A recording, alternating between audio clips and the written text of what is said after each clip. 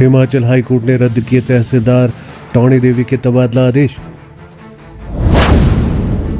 Transfer order को मनमाना ठहराते हुए सरकार को दिए ये निर्देश। अदालत बोली, फुटबॉल नहीं है कर्मचारी।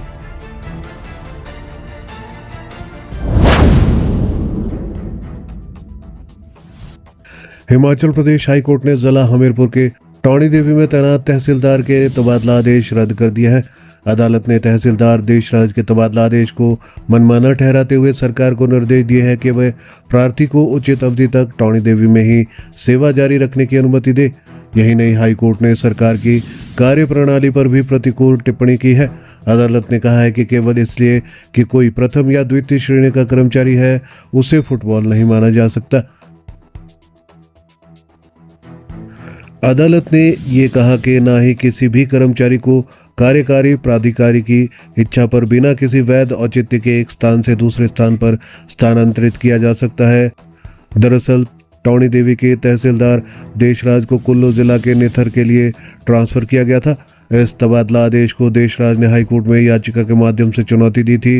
हाईकोर्ट के न्यायाधीश न्यायमूर्ति अजय मोहन गोयल ने याचिका की सुनवाई पर स्थानांतरण आदेश को मनमाना ठहराया।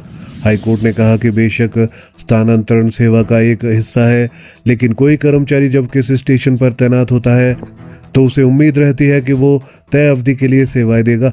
बेशक कर्मचारी क्लास 1 का हो या क्लास 2। वहीं मामले की सुनवाई के दौरान सरकार का तर्क था कि ट्रांसफर पॉलिसी क्लास 1 व क्लास 2 कर्मचारियों पर लागू नहीं होती है। इस पर अदालत ने कहा है कि केवल इसलिए कि कोई कर्मचारी प्रथम या द्वितीय श्रेणी का है, उसे फुटबॉल नहीं माना जा सकता और न ही कार्यकारी प्राधिकारी की इच्छा पर बिना किसी वैध कारण के एक स्थान से दूसरे पर स्थानांतरित किया जा सकता है। हाईकोर्ट ने कहा है कि ये सही बात है कि कर्मचारी की ट्रांसफर व पोस्टिंग नियोक्ता का विशेषाधिकार है, लेकिन नियोक्ता ऐसे अधिकारी का मनमाना प्रयोग नहीं कर सकता। इसका प्रयोग या तो किसी प्रशासनिक आवश्यकता के कारण या जनहित में किया जाना चाहिए। आखिर क्या है पूरा मामला?